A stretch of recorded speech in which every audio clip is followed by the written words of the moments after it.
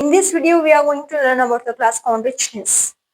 As we learned in the last class, the difference between the chordates and non-chordates. So let us start from this exercise 4.2.11.2 class conrichedness. They are marine animals with streamlined body and have cartilaginous endoskeleton.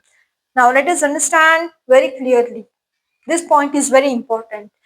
They are marine animals with streamlined body. Now what is a streamlined body? Streamlined body, it means the narrow shape at the front near the mouth and border in the middle. Think this is a fish in which the border in the middle part which is there, it will be broad, and then the front part which is there, it should be narrow in these fishes, so that only we can say it is known as class chondrichthyes. Then they have cartilaginous endoskeleton. It means they are having bone in their body. And then mouth is located ventrally. Mouth which is there, it is located ventrally. Notochord is persistent throughout the life. The notochord which is there, it is persistent throughout the life in this class chondrichthyes. The main backbone which is there, it is persistent throughout this life. Gill slits are separate and without operculum. Gill slits which are there, they are separate in this class chondrichthyes and operculum. Now what is the meaning of operculum? It means the gill cover. The gill cover is also known as operculum. If in the exam, if you write only the point gill slits are separate and without gill cover, I don't know whether you are going to get marks or no. You have to mention operculum, the word, the specific word which is there. Actually, in the biology, specific words are used mainly to get the marks in your exam.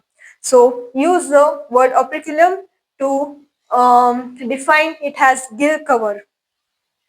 The skin is tough, containing minute placoid cells. Now what is this minute placoid cells? It means in the shark you might have seen in the movies. The fish, the shark which is there, it will be having sharp, narrow type or triangular shape on its body. Very sharp it will be. So it is known as minute placoid scales. Teeth are modified polycoid scales which are backward directed. The teeth which is there, it is modified very strongly and that's backward in its mouth to catch the prey very easily.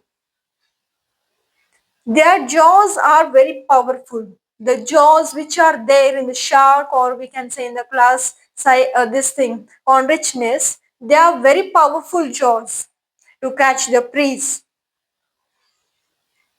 These animals are predaceous due to the absence of the air bladder.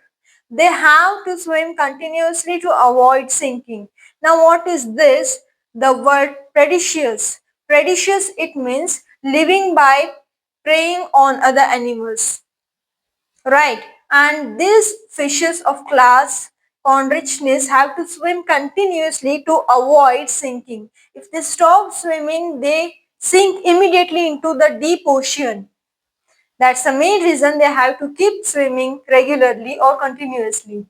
Heart is two-chambered in this class, and some of them have electric organs. Example, torpedo, and some poison sting. Some of them are having electric organs, and some of them are having poison sting. Then they are cold-blooded animals. They lack the capacity to regulate their body temperature.